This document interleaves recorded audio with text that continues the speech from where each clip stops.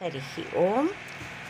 శరీరం ఉండగానే అరిషడ్ వర్గాలన్నింటి నుండి, అహంకార మమకారాల నుండి ముక్తమై నిత్యము ఆనందంగా ఉండి, అయినా కూడా ధర్మం కోసం పని చెయ్యగలిగే, ఎందుకంటే శ్రోత్రాది ఇంద్రియాలన్నీ వాటి పని అవి చేస్తూ ఉంటాయి, నువ్వు సాక్షిగా చూడు అని చెప్పాడు శ్రీకృష్ణ భగవానుడు గీతలో.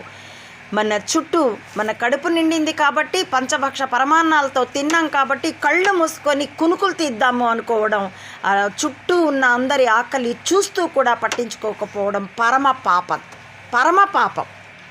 కాబట్టే ఆత్మతృప్తి పొందినవాడు దాని గురించి చుట్టూ ఉన్న వాళ్ళకి చెప్పాలనుకుంటాడు. అలా చెప్పాలంటే ముందు వినగలిగే పరిస్థితులు, వాడి ఆకలి కేకలు తీరాలి. వాడు ఏ ఆసనం వేసుకున్నాడో అది చదునైన నేల మీద ఉండాలి. అలాగే వాడి కడుపులో 4 మెతుకులు ఉండాలి, లేకపోతే